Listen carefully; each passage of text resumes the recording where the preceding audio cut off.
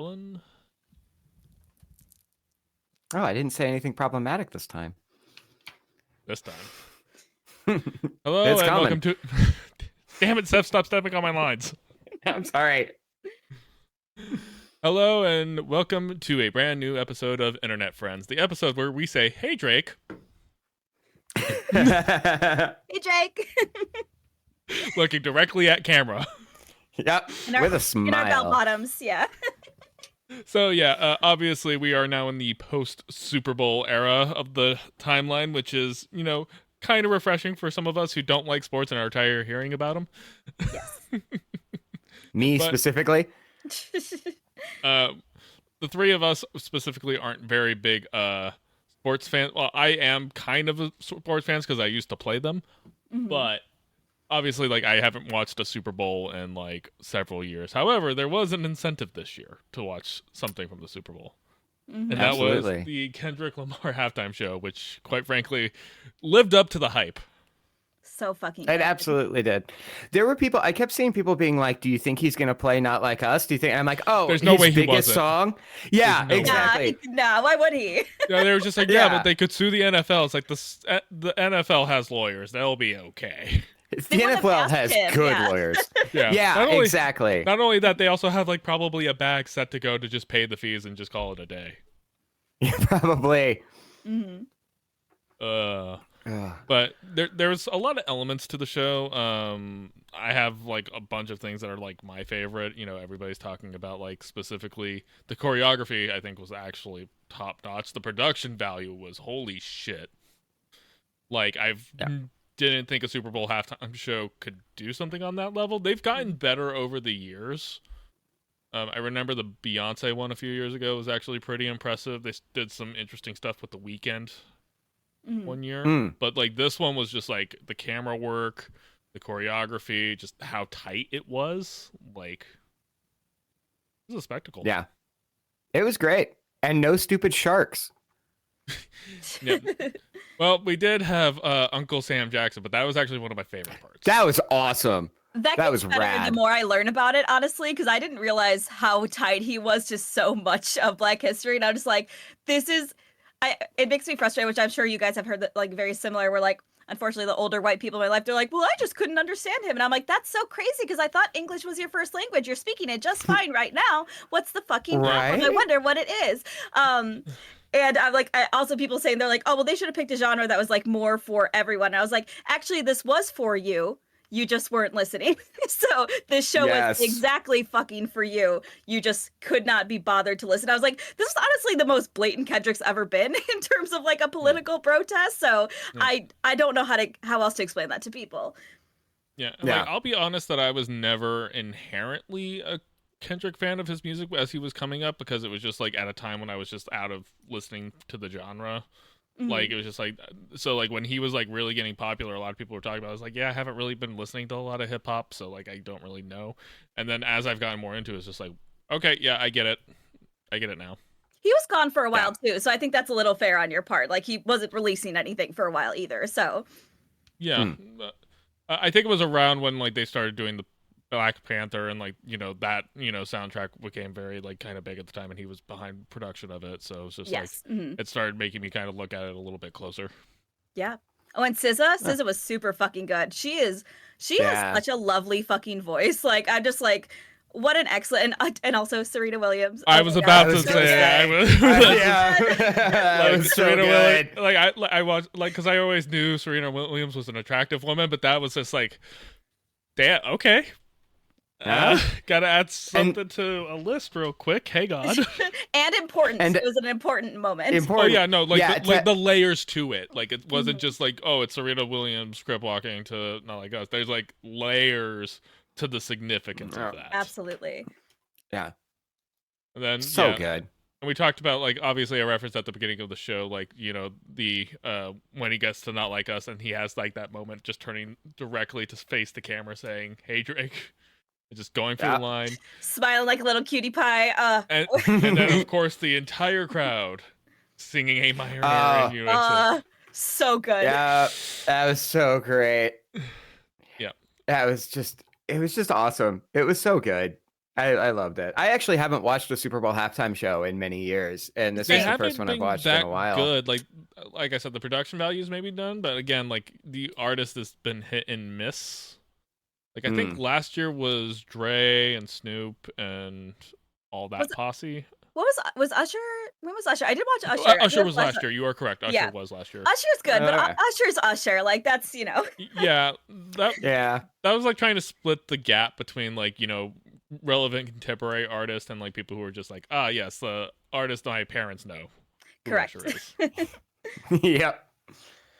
I saw one white person on TikTok complaining, being like, they couldn't have gotten somebody who plays an instrument. And I'm like, that's not how Super Bowl halftime shows work. Absolutely. Nobody is actually playing an instrument. The only thing that's live is the vocals. So you can even tell, like with some of the electric vehicles, electric instruments, they don't even have a plug or a radio transmitter plugged in. So like anybody who knows anything about music tech is just like, yeah, no.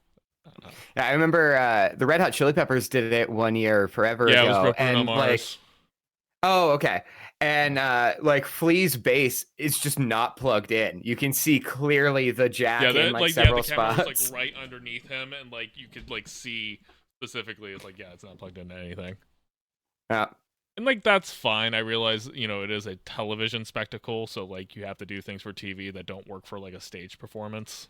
Mm-hmm. Yeah, and you've got to set up and tear down so quick. Yeah, and like it's fine. Like we all know what it's about. Like. But still, again, it was great. So good. I did hear some white people also, of course, complaining about his song selection, and I'm just like, I was explaining this to my partner. I was like, to my understanding, Kendrick does not do anything on accident. Everything he does is so calculated and so purposeful. So I'm just like, every track he picked, people were mad that he didn't play a lot of older stuff. I was like, he just quietly dropped the biggest album of the year and it was like the biggest song of that year. So yeah, motherfuckers, he's gonna play that. It's important. Yeah. That's intentional. And like I also get like fans of an artist wanting to hear older stuff, but like at some point like you kind of have, if the oldies aren't the goodies, then don't bother trying to bring them out. He played Humble, which was also great and also intentional. Leave him alone. Yeah. There was more here than just listen to my music. It was almost bigger than the music, I would say. Speaking of Humble and some people saying some shit on the internet, do we want to talk about Kanye before we go into the main topic? After 2 weeks, after 2 episodes of Bree's favorite musical artist, Kanye West. Roll the tape. Roll the tape. No. I was saying he was the hardest to delete. I did delete all his stuff a long time ago. I just used to be a fan. It fucking is not. Bree's quitting the show before we even get to homework. No, I haven't listened to him in a long fucking time. But the whole fucking point of that conversation, which I started, motherfuckers, was that what artist was the hardest for you to get rid of? He was the one for me just because of my history with him. But he is literally, well, I don't even know if he thinks he's actually a Nazi. He is clearly off his rocker at this point. Yeah. Which I would almost feel bad if it wasn't it didn't go this fucking far, but man, he just keeps falling down. There's been enough opportunity for him to get help at some point. Like some people are just past the point of saving. Yeah. He is 100%. And now he's getting divorced. Again. Which I knew that was coming at the Grammys when I saw what he obviously made. I can't remember her name right now. Where, and she did not look happy about any of it. And I was like, oh yeah, they're not staying together very much longer. I would hope not. I know, someone close to him get him some help. Like he needs to be on some sort of medication. Like he is clearly. In psychosis. Like I don't feel bad because again he has access to things, but I was like, I don't inherently advocate for involuntarily admitting somebody to a help facility, but there needs to be some kind of intervention at some point. Yeah, 100%. He's at this point I'm not. Yeah, at this point I don't know if anything could help him because he is so high on his own ego. Right, and he still has a big enough fan base to validate him. Yeah, I've seen so many memes that are like pictures of his tweets and then immediately followed by a picture of somebody in a straitjacket rocking in a bed. And it's like, He released a Graduation. He released Graduation. I've seen that one. He Yeah. had a song chart last year, which is crazy. I had no idea. I never heard it. It's not a good fucking song. Yeah. But I was like, wow, he really does, like, he has fans still. I was like, friends, like, what's it gonna take? Yeah, no, I remember a few years back, right when basically okay, we all need to start having a conversation about Kanye, like really was starting to kind of get there. I think around Life of Pablo was the album, is where we were like starting to kind of like, okay, we need to talk about this. And like yeah, again, another white boy was just like, I don't know, I just really like Kanye. I think he's just like, he's doing weird stuff. I was like, dude, please take a minute. Just take a minute. Yeah. There's been lots of opportunities to back away from that, like the anti-Semitism, like actually claiming he's a Nazi, the swastika shirts. I'm like, I think this is already like, we were already off the fucking deep end, and this is like something else completely. So there's literally no excuse to still be a fan at this point. Yeah, absolutely not. Anyways, if you are going through any kind of mental crisis, it's okay to ask for help. Just want to kind of throw that out there. But I will never.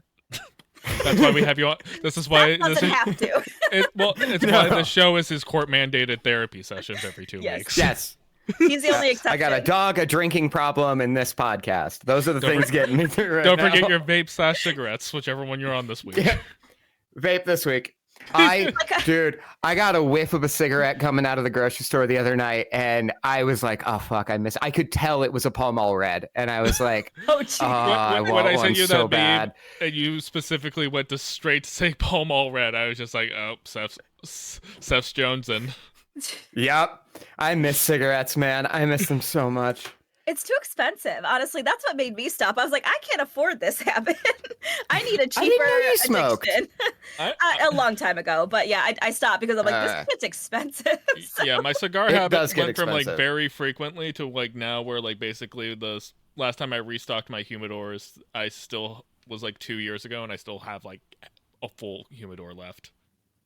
So well, good for weed both for of me. you. It's legal here, so yeah. I do like weed. Some of us Weed's just want to kill ourselves without the high. Yeah. No, this is totally a symptom of my depression.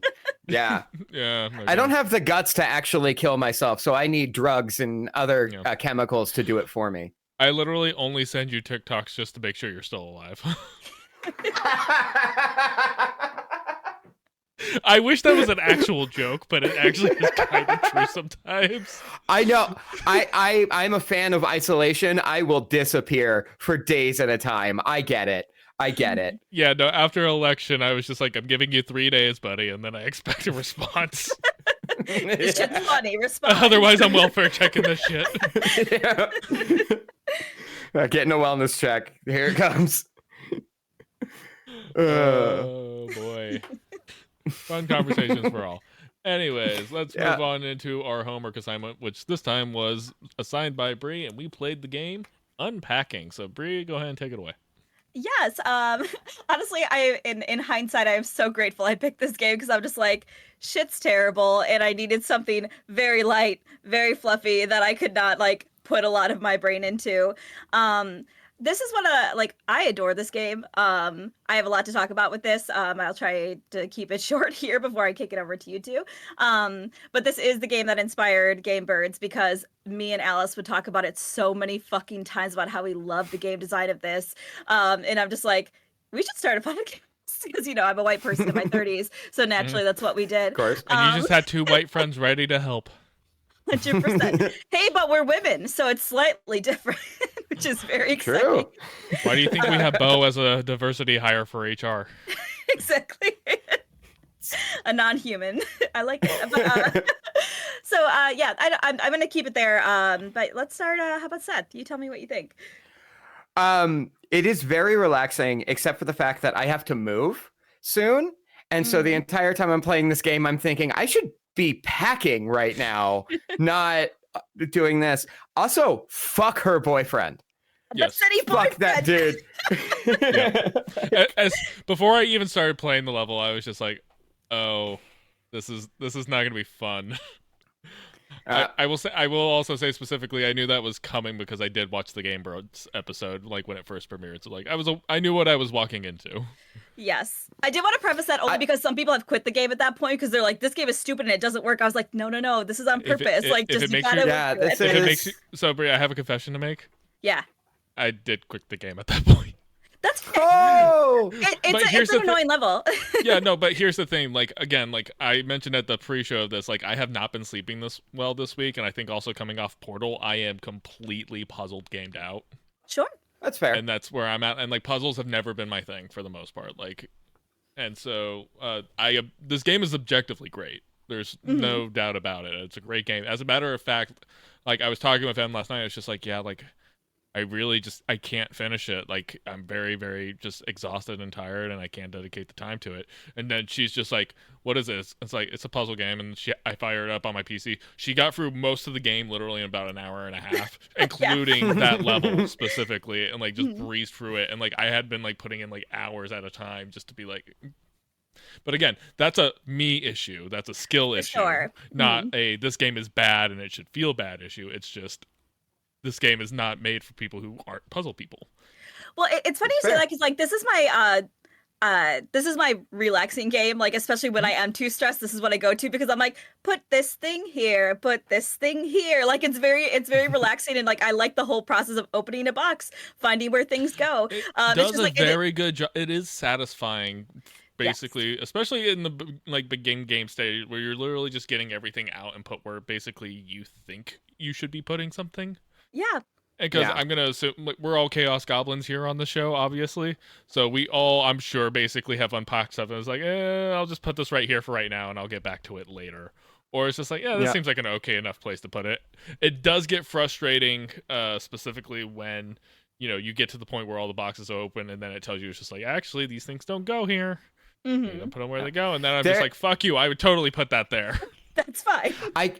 I kept forgetting that the dry erase board was supposed to go on the refrigerator, and I kept putting it with her art supplies, and then it would yell at me, and I'm like, no, but it's an art supply. There was like the bottle opener in the first level, which like I guess it was a bottle opener. I don't like because like the thing is not recognizable to me when I look at it. Sure. And so like I spent like literally forever and like I believe it was the second level trying to figure out where that thing was supposed to go, and then once I put it in like the kitchen utility drawer, I was just like, how the fuck was I didn't know what the thing was. I had a hard time with the magnets the first time because I couldn't recognize that they were magnets. So I was like, well, I don't even know what this fucking thing is. Like, it is so pixely and small, but I feel like that frustration is very minimal compared to like the game as a whole. But I get that completely. Yeah, Emily got caught on. It was the one after the boyfriend level. That's like moved out to a new place and where to put the cup. Oh. Yeah. Interesting, because I got screwed up on the picture on that level of the boyfriend. And it wasn't until I noticed that the thumbtack was going through his face that I was like, oh, that's the boyfriend. Oh, and then I tried throwing it away, and I'm like, why won't it let me put it in the trash? Emily caught it right away. She was just like, oh. And then, like, actually even let you put it in, like, a cabinet, like, the little cupboard as well. But, like, it's such an interesting way. Like, it's a simple game. It's not complicated at all. And, like, it's executed very well. But it does tell an effective story. Yes. Without dialogue, without characters, which I love. And that was, like, something that I really loved about it is, like, you get to the point where her girlfriend is moving in with her. Like, the boyfriend apartment... There's so much storytelling there about how there is no space for her art supplies anymore. She can't hang up her diploma. But then you get to the, like, when her girlfriend's moving in, and when that level started, I was like, oh shit, did she like order a bunch of stuff off of Amazon? And then as I'm like putting it, I'm like, oh no, there's like a distinct difference between these objects and the objects I've been playing with. This is another person moving in. And I thought that was really cool. The way they were able to distinguish characters through objects was very interesting. But yeah, Bray, going back to your cozy game thing about it. So, like, obviously, I did not find this very cozy for me. Sure. And that, again, this is not me saying that, like, oh, you're stupid for thinking that this is a cozy game. It's just me being like, no, I can totally see why somebody like M or yourself or somebody else who, like, specifically just like the act of putting something away, very simple, it's not a complicated mechanic. I actually kind of consider my cozy game, and this is gonna sound stupid to say, to be like, competitive shooters. No, for sure. I think That's cozy fair. games are different, which is honestly why I put that question on the doc, because I'm just like, I think cozy is like a very, because even if you check on TikTok, there's been some people that have recommended cozy games that are horror games, and I'm just like, not my fucking cozy game, not in a million fucking years. I can't believe you're recommending that. So Steph's cozy game is definitely Silent Hill. I love Silent Hill. I love that franchise. My cozy game is actually Doom. I play through Doom and Doom Eternal a lot. Again, a shooter. Yeah. Ultra violent, lots of gore. Yeah, for me, shooters is not so much the violence. It's more or less just kind of like it's such again, it goes back to it just being such a simple mechanic. And even when you're not necessarily doing well in a round, it's just like, oh, okay, like whatever, another round. Like I can jump into like Halo for like a 15, 30 minutes. I don't have to like spend all day in Halo. Especially if you're just doing quick matches. And so it's just jump in, jump out. Okay, good. I don't have to dedicate hours of my day to do something with some RPG type stuff, which don't get me wrong, I love that stuff. I love those kinds of games. But yeah, sometimes it's nice just to have something that you can jump in and out of real quick, just to end your night. That you're familiar with, that is comfortable for you. I think that's why cozy game is really I feel like there's a certain thought you have in your mind of what a cozy game looks like. And I think for me, that would be unpacking, but I get for a lot of people, it's just it's something just familiar, which is nice because life is exhausting and sometimes you just want to unpack a room or shoot things. So I get that completely. And this goes back to the Tetris days where it's just it's a very simple mechanic. It's just takes what kind of occupy time we had. Mobile games, what was it? Angry Birds was a really big, just kind of that was everybody's go-to for just I'd have 15 minutes to kill while I wait for a doctor's appointment or something. Absolutely. Yeah. And I want to be clear. I did find this game relaxing. In fact, the first note that I put was, this is surprisingly relaxing. It's chill. The music is very calm. I guess that's all I really had to say. Yeah, I think one of my problems was that Em was in her writing nook that's basically right at the corner of the couch in the same room that my office nook is.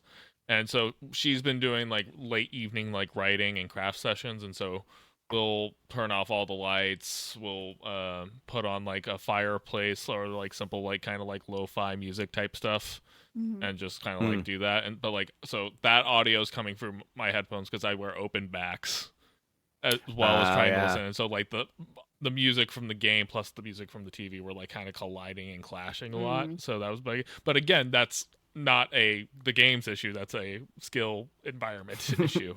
Sure. I thought the music was great. I loved the art direction. It was very, very cute, very, very adorable. I love that the main character is an artsy character, and you kind of get to see it. I actually really like the roommate level because it's similar to the boyfriend level, and that you have stuff that's crowded and everything's mishmash and everything else like that, but it's just everybody's just hey, whatever, this is a chaotic college live-in situation.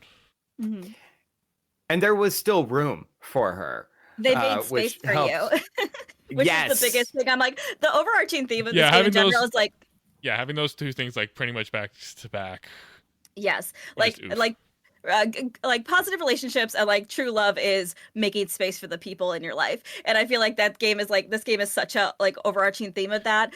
Because the roommates, there's a lot going on, but they cleared a shelf for you. They made sure that your room was ready. There was spots that were clearly designated for you, so that yes, you had a lot of stuff and they had a lot of stuff, but even in the the living room, they made a spot for your console. They made a spot to keep your controllers with their controllers. It's a small detail, but it just shows that these are people that truly love this character. They're just we're so excited to have you here. Let's clear a little space because you are a part of us. And I'm it's again small details, but again going from that to the boyfriend level where he kind of made space for you, but not really. There's so much stuff that you have to fucking move. The first drawer, and I love so much that both of you had the visceral reaction that again, I first played this game years ago, and I still have that fucking anger in that level because I'm just this fucking asshole. His ties are everywhere. I'm having to move so much of his stuff. Yeah.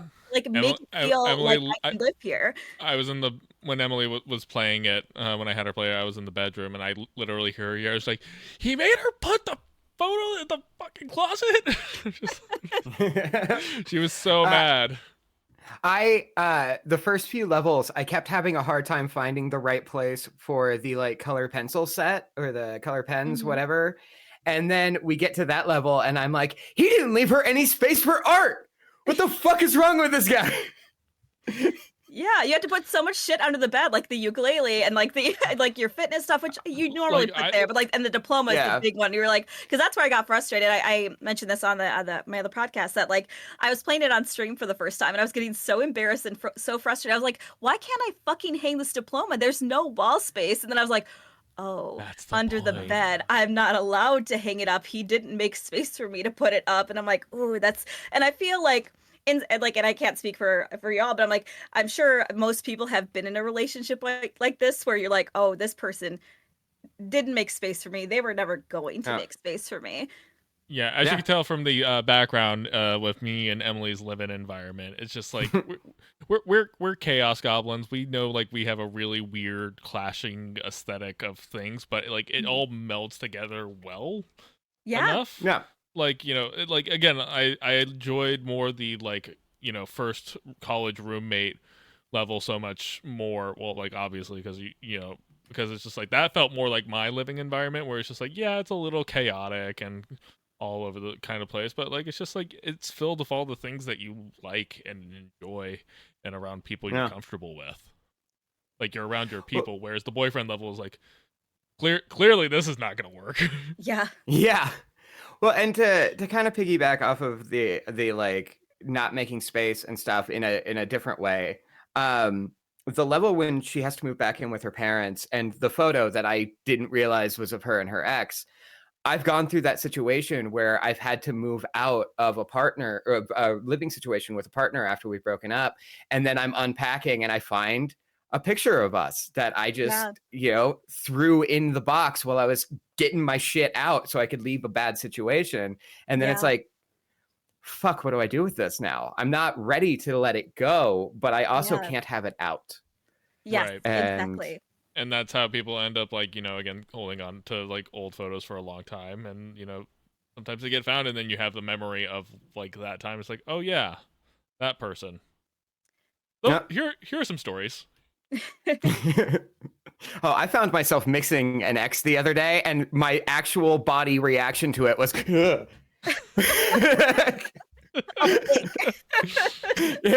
I was like, oh, that person told me this thing. Like, no.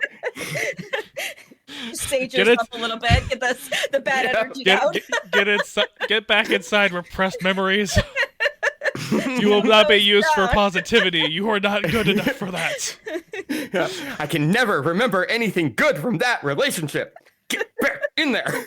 And this is why we have therapy, Seth. So anyway, so what about it makes it to where you can't appreciate the good things of the past? Christianity. Yeah, okay, fair enough. Yeah.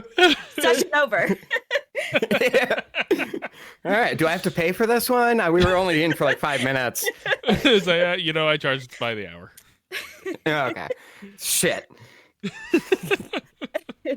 Well, I'm so grateful. I'm grateful you guys seem to like it because part of what I was concerned about was one, just it being a style of game that maybe you're not used to, and two, I think this is a very for lack of a better term, this is a very feminine game. I feel like this, especially this particular character that you're following, it hit me and Alice quite a bit because I'm like, we were young girls growing up in the 90s, and the aesthetic there, there's clearly like a sort of Lisa Frank-esque poster that you're hanging in your childhood bedroom. I was worried that wouldn't hit as much, but I'm glad that seemed to not be a factor for either of you. No, it was good and great, and there were still things that I remember, her Game Boy and the GameCube and everything else like that. There was things to tie me, the D20s that basically just kind of got thrown around and used everything else like that. And I had stuffed animals as a kid too, and carried them through. I have stuffed animals now. The same. Emily still has her rabbit that she's had since she was a baby sitting in our bedroom right now. It's I love that. It's just. Again, there's something to say about sentimentality, even though sometimes it just seemed like it'd be a lot easier on me if I just let this thing go. But the thing that but it again going back to kind of think like sometimes it's nice to have a thing lie around because there's a memory attached to it, and you never know when there's going to be a moment where like somebody's curious about it, and then you get to share that story. Yeah, absolutely. Yeah, I'm so happy you guys like this. I adore this game so much. And also, not every game needs to be Doom Guy. true. As much as Seth would liked it too. Hey, my favorite game is Portal, and that has a female lead as well. So lay off me a little. Who never talks. True.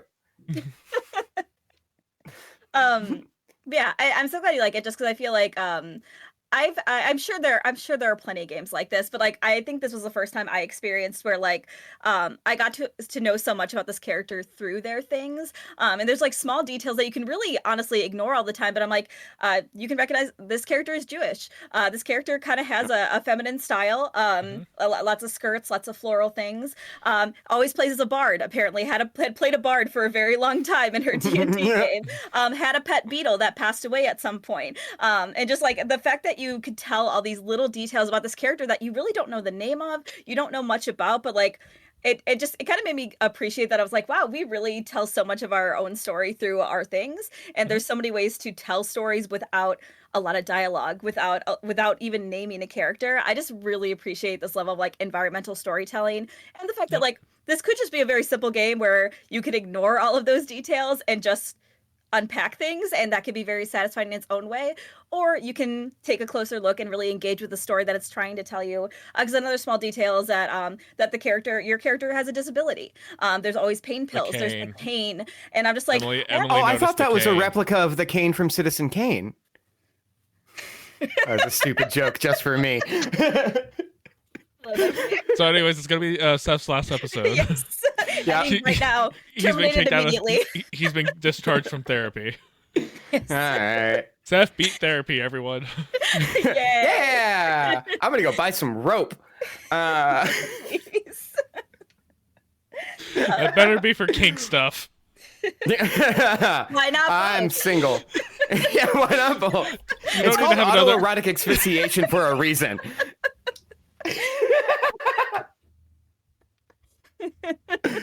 Oh, New favorite episode. absolutely. Question. But yeah, and you're right. It could have just been a game about unpacking stuff and had it be a puzzle game, and that would have been satisfactory. But to put this level of detail and storytelling into it and to go above and beyond just a basic puzzle game, I really liked this. I really, really liked it. But was it worth $20 though? Yes, I was going to say that next, because that is probably the hottest debate about this game. A lot of people do not like it because of the price. It was absolutely worth $20. I think it was too. I think a question that was asked in the doc was like, at what point is a game worth its cost? And I've always said that, like, if I'm paying $70 for a game, I need to get $70 of enjoyment out of the game. I don't care how much I pay for it, as long as I feel I get that back in enjoyment. And I did with this. Yeah. And like, especially because this is, again, I would argue that this game is as much a art piece as it is just like how many hours of gameplay there is in the game. Because one, there's also replayability to this game as well. Yeah. Especially because like if there were certain details that you missed, or maybe you wanted to see if there's like a different way that you could organize your room as you're unpacking and all that kind of stuff. But yeah, like to me, like there's no question, like yeah, this was definitely worth the $20 that, you know, I paid, and especially with how much time and effort probably went into the development of this game, like and how well it was executed. Like, yeah, no.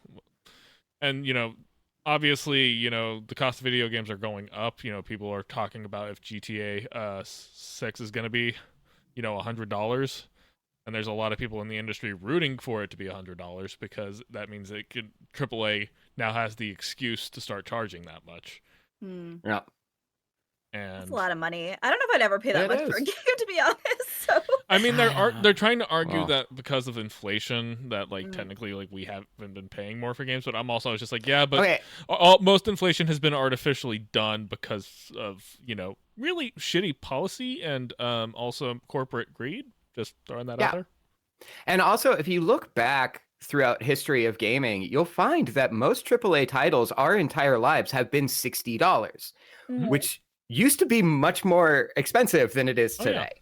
Right? Absolutely. So, like, games. I was about to say something I disagree with, so never mind. Yeah, I was about to say. I was like, I think you're making the wrong point, bud.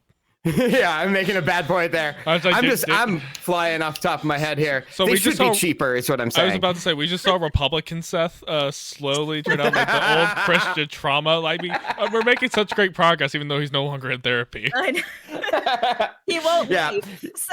You saw that internalized version of me that I'm still trying to get rid of come out.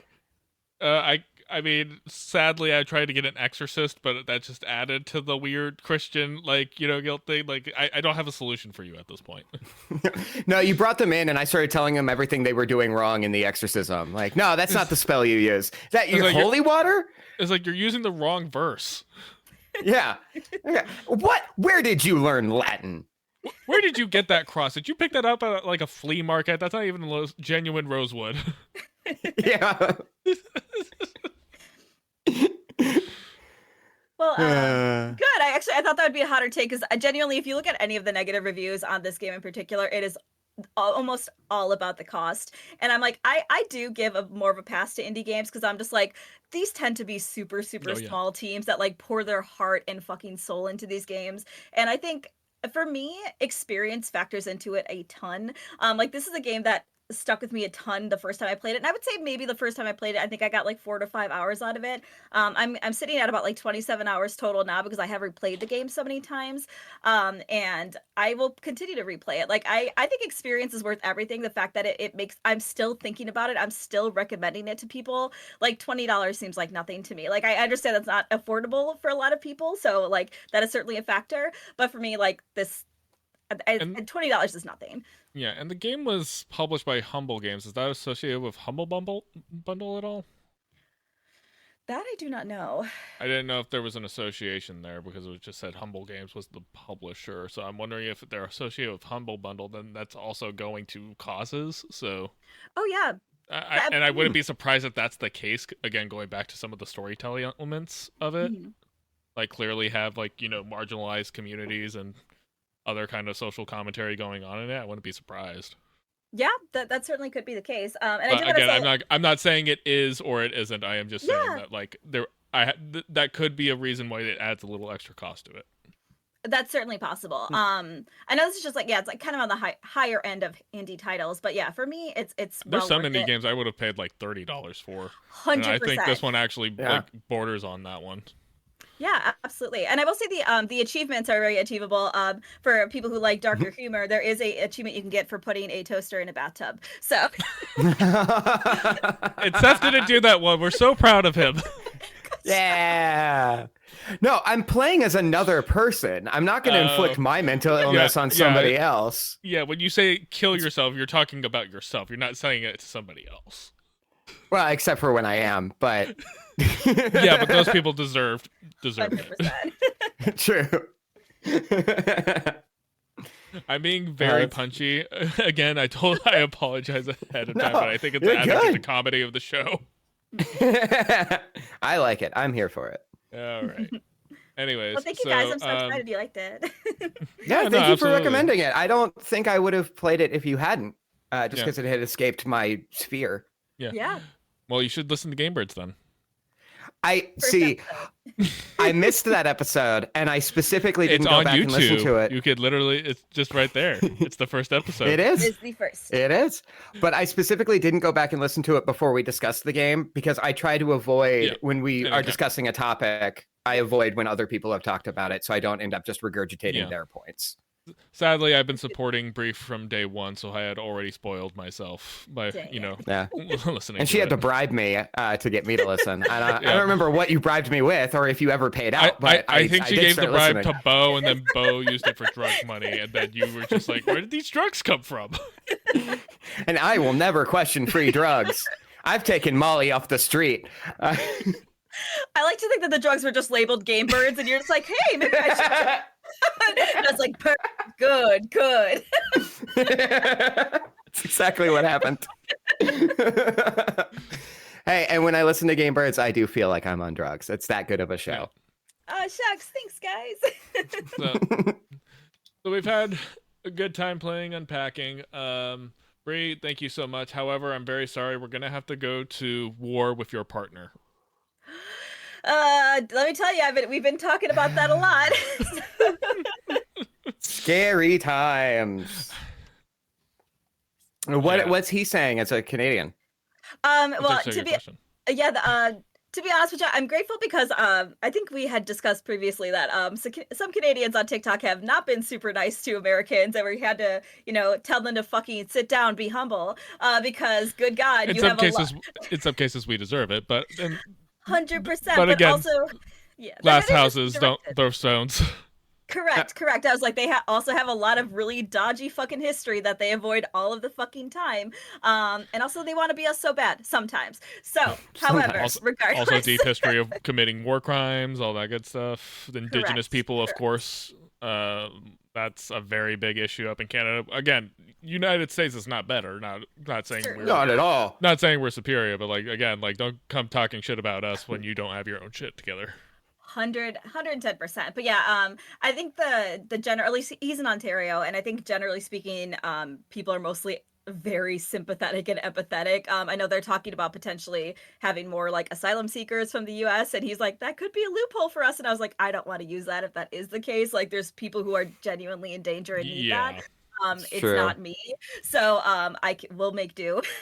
But yeah, it's we are concerned, honestly, just because all the retaliatory stuff, and I'm just like, is our president going to be a big bitch baby, which he always is, and be like, oh well, we're going to close the border, and I there's been like tiny whispers of that, and that does concern me, but what can you fucking do? So it's a nightmare every day. It is. Yep, no, every day I wake up and I'm just like, how did we get here again? But we don't have to have paper straws. Thank God. Thank God. Oh, yay. We didn't let those liberals win. F them turtles. I was getting so sick of having to finger my soda every time I went to Burger King. I'm still going to do that. Yeah, but again, we don't kink shame here. But that's just because you're with a guy now and you're missing your bi heritage. Exactly. That's why she keeps her fingernails cut short, just as a reminder. Well, just two of them, but yeah, for sure. Yeah, just the middle two. Always the middle two. Gotta have that leverage. It goes. I saw a TikTok the other day that was like the anti-lesbian. What's it called when people get their nails done? But it was just the two middle ones were long and the other ones were short. Oh. I think you sent me that one at one point. Oh, did I? You might have. Probably. I can tell once you've had a few because you send me the weirdest brain rot stuff, and I'm just like, Seth, go to sleep. Sometimes I haven't even been drinking. Sometimes that's just my For You page. I was about to say that anime girl one I sent you was I was sober. That was one that I was just like, Seth, I think you need to get off the internet for a little while. Gotta reset that For You page. Oh God. Anyways, so there's been some movie news stuff going around. One thing that came up earlier in the week after the last show was the Fantastic Four trailer dropped, and there's a lot of divisive opinions about it. Seth, I know you've kind of talked about how you're kind of just not really into it. Oh, that I don't give a shit about the Fantastic Four and never have? Yeah, I've been very vocal about that. Yeah, I don't know how I feel about the Neo 60 retro aesthetic, really. I don't know how they're going to kind of make that story work. Granted, I'm kind of completely out of the MCU train, which we'll talk about when we talk about Thunderbolt, or the fact that Captain America's out this weekend, and I'm just I didn't even realize it was this close to being released. Just so detached. I think the thing that's getting a lot of the talk, specifically Ben Grimm's design, which I don't hate it. Bad. I think it looks bad, honestly. I think it looks very disproportionate, and I don't really like it. It has that stop motion animation look in a not stop motion animated setting, and so therefore it does look kind of odd. It does. It looks like off kilter, which is very Like I don't have a problem so much with the design as much as it is with how it's animated and put in the world. Yeah, I think it's Go Motion, like Summonus from Howard the Duck. Oh, It's a reference for good. two people. I'm kidding. It's not Go Motion. I'm like, I think I've seen the pitch meeting for that movie. I'll stop being so esoteric. Sorry. Although, you know, Seth, I want to give you some credit because of this podcast and the references you make. I've gotten in the habit of just telling people I'm not getting the references that they're making. So I'm stop smiling and laughing. I'm gonna be like, I don't know what you're talking about. So I'm glad I can be helpful. Yeah.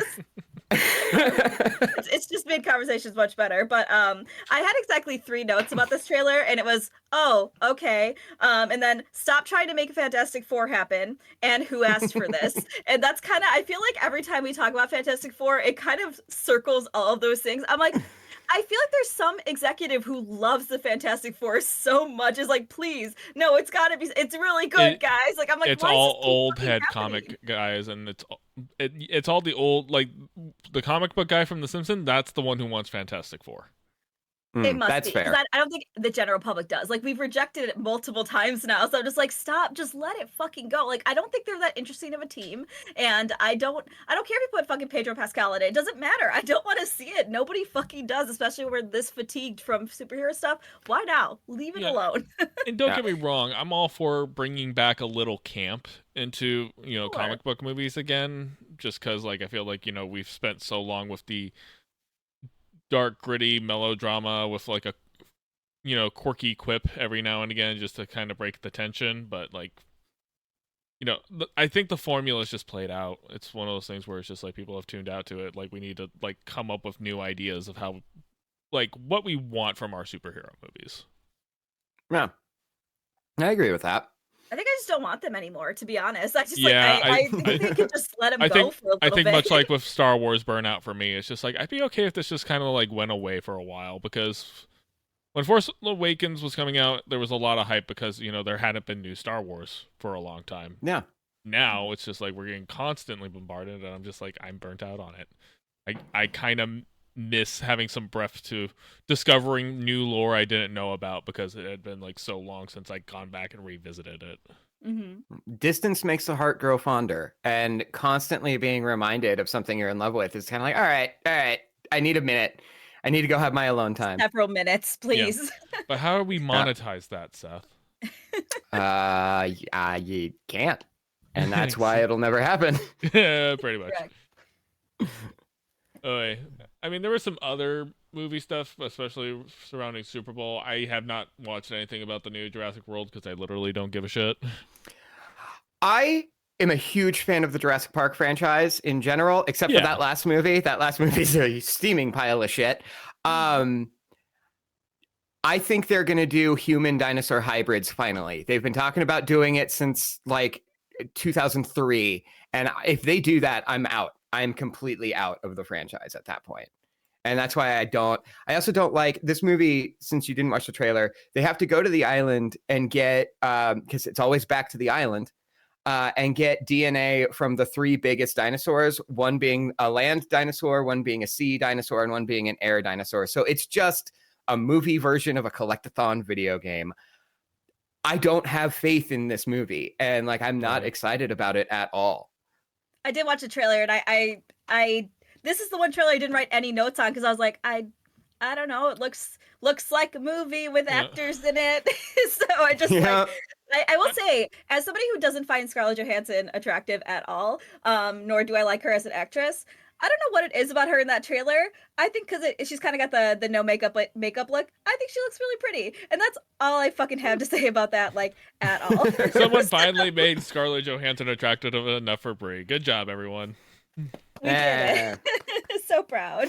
Yeah, I think basically the same thing with the Thunderbolts. Like, who cares? Just Is it like Suicide Squad? Is that like the vibe? basically that's basically the concept. It's like not necessarily good guys, but like they're definitely people who are supposed to be like the Dark Avengers type thing. Again, don't care. I would say, I don't think that setup is as interesting as like Hollywood thinks it is. I think that They're plays running out well. of Like they're running out of material. They're Yeah. completely out of 100%. material. They're out again. Like table some of this stuff. Like let's get past making comic book movies. Let's try making something new, and then once there's new voices and fresh ideas again for what we want to do, then we can come back and revisit it. But like, give us like half a decade off. I'll Yeah. take a decade. Like- Honestly, like- I'm good. Yeah, but yeah, give us like basically like I feel like again, I say this sometimes. I feel like COVID, we should have like let things kind of go away for a while. There were some things that would have been okay to like have like, all right, well, since we can't be filming safely, let's just not film, Marvel movies for a couple of years. Let's go back to doing some Slow like it down. really low budget stuff where like we can film very, small and safe and social distanced films, don't requiring like big crowds or big budgets and like only like maybe 2 or 3 people who are relatively isolated. And lower budget movies have been my favorite movies that have come out since COVID. Mhm. And also to anybody who's like, oh, you all just hate Marvel, I don't care about anything DC is doing right now either. I don't care about that Superman movie that's coming out. Mhm. I don't care about any of it. It's Yeah. superheroes in general. Honestly, Yeah, the only thing that made me feel like slightly like us watching the old Spider-Man movies, like that kind of made me. I was like, oh, I did like kind of like this at some point. Like it reminded me like why I kind of liked these so many years ago, but I'm like, I just don't want to see it anymore. And I'm like, I don't know what's gonna take for them to give up on this. Like, who fucking is watching this anymore? And again, like we talked about on the Spider-Man episode, it's just like it's okay to lower the stakes sometimes. Spider-Man being a friendly neighborhood Spider-Man, not like Avenger Save the Galaxy Spider-Man. Yeah. Tone it down. Don't like it doesn't have to not everything has to be crazy big budget spectacle all the time. It's okay to maybe just like do a movie where it's just like we lowered the budget a bit. Yeah. Well, and Brie, my personal opinion to answer the question of what is going to make this stop is it's what happened to musicals. It's what happened to Westerns. They have a huge one that a studio puts all of the money behind, and then it completely bombs and ends up causing the bankruptcy of a studio, and then taints that entire genre from here on out. And I've been saying that for a while. I think I stole that off of Spielberg or some shit. I don't know. Yeah, I mean that seems to be the direction because again, like the movie going thing, like big, huge box office records are rarer and rarer these days. Like you're better off hedging your bet on a smaller movie with a smaller budget that can again make its budget back really quickly without having to sell millions upon millions of tickets. Like Nosferatu was a pretty low budget bit for what it was. And again, like it didn't have to go gangbusters. It just needed to have a couple of like really excited fans of it to build up the hype for it. And then once word of mouth spread about like, like if you're into this, go give it a watch. Yeah, absolutely. But studios want to pretend it's still 10 years ago where every superhero movie is making $1 billion. And that just is not the case. Yeah, no, the entertainment industry is definitely in the crosshairs of, I think, a really big crash. There's going to be a big just cratering of it. We're kind of already seeing it erode as of now, and especially with some of the labor disputes and stuff going on. Like, just getting bad. It is. It sucks. I love cinema, and I've really not enjoyed watching the way that it's been going. Yeah, I love all forms of art across the board. Obviously, some art is more interesting than others. And to anybody who says art shouldn't be political, please politely go find like a giant can and fuck yourself with it. Existence is political, friends. Yeah. Thank you so much. Yes. you saying something shouldn't be political Beautiful is a quote. political statement, you jackass. Yeah. Especially if you have our complexion. We need to be paying attention. You're not allowed to be apolitical, you fucking asshole. Yeah. Thank you. When someone says they don't want politics in something, they don't want other people's politics in something. They just want their own. Mm-hmm. Yep. And that's not a way to actually get your point across. I'm sorry. Like, even if I don't agree with you, like, it's just like, look, you can use art to say whatever you want. I could call you an asshole for it, and I will. Yep. But that's what art's all about. Yeah. Yeah. If your art has nothing to say, then it wasn't good. Exactly. Here. Love that. Anyway, speaking of nothing to say, what's on your Switch? Ah. It's so funny because I tried to find my Switch and I have no idea where it is. It's just gone. It's gotta be somewhere, probably. Turns out you sold it. It's left in the what's YYZ? Is that the airport you go through up in Toronto? It's not, but that is the correct one. I'm gonna be stopping through everybody's favorite airport, Denver, on my way to Austin. Oh. Yeah, I'm gonna be stopping in Denver on the way to Austin to go visit my quote unquote newborn nephew pretty soon. So that's gonna be fun. All right. Is the quote unquote for newborn or for nephew? Is he not born? Is he not your nephew? He was preemie. He's now basically developed to the point of where he fits in newborn clothing. Oh, Okay. see. I gotcha. Yeah. That's rough. But he's doing good. Sister had a rough pregnancy, but everything's good. I'm glad That's everyone's good. I'm happy glad. and healthy. Yeah. But yeah, And hey, as you'll far get as my to see Switch the goes, lizard it's just- people the lizard people. and all the satanic imagery. Yeah, that's true. I do love good satanic imagery, Who does It's great. but keep your politics out of my satanic imagery. No, as far as my Switch goes, yeah, I just have, Breath of the Wild, Mario Kart, Smash Bros, the generic kind of like things you have on your Switch. Again, PC gaming master race, it's more interesting to talk about my Steam library than it is my Switch. Yeah. I only put that on because all three of us have Switches. And I think Well, So some it's of us are easier that way. dumb. I got my Switch to play Animal Crossing. Everybody missed that joke. And that game is terrible. So I was very sad that I got a Switch for that reason, because it is the worst version of Animal Crossing. It is so fucking boring. I only liked it to which honestly, how I get enjoyment out of a lot of games is just buying different outfits. I would literally wake up, make sure that the Able Sisters were open, make sure that I could buy new clothes, and I had so many outfits. I was like, "Oh, this game's not fun." So, are you going to get Hello Kitty Island Adventure? Can I tell you That that is was the going to be our question. next episode of the Game Birds, but it's a little expensive. So. I was about to say, I don't think that qualifies as indie. We also played Infinity Nikki, which is not. Yeah, an I indie guess game, that's Yeah. so- true. It's our podcast. We can do what we want. But Yeah, I was about to say, I it's do my also- podcast. And if I want to talk about jinxing up my character in an MMORPG, I'm going to do it. and I fucking did it. We did it. So, yeah, I think honestly, I have that. I think I have Pokemon Sword and Shield. I think I have both. Mm. Full disclosure as well. I got my Switch from somebody I was sleeping with at the time, so it did come preloaded with a couple of things that I have never played. That's fair. I think Cozy Grove and Pokemon Snap, which I have also never played, and Oh, I That's still it. need to go back and play that. I played Yeah, Pokemon Snap so much on N64 back in the day. I feel like I need I to was go so back and play it. excited. Yeah, I bought it like the day it came out, and I never fucking touched it. I was like, oh no. Yeah, I think it got mixed reviews from a lot of people, but I think again, Pokemon fans are Pokemon fans. Like they're gonna buy it no matter what. Yeah. I did play the new Pokemon Snap, and I played hours and hours of the original. Just get a Switch Online account and download the ROM. It's better. The old game did not. The new game did not impress me. Mm. Good old Nintendo, basically not improving on anything they've ever done in the past. Yeah. And they don't have to look you buying it, so. I mean, I don't know if I'm going to be True. getting a Switch 2 unless they have I'm some not. kind of killer game I need to get. Like it's not on my list. Consider we all keep forgetting that we own Switches. Like, Yeah. I don't think we're the demographic anymore. Yeah. No. Well, and I've never really been into Nintendo consoles. The Oh, you were a reason I got Sega my kid. I was. Me The too. reason I got my Switch was because I read Console Wars years ago, and I had been remember waiting that. for a Nintendo console that had representation for all of their games that I could finally step into. And even then, it took me 3 years to buy it, and I bought it for Cuphead, which isn't even a Nintendo game.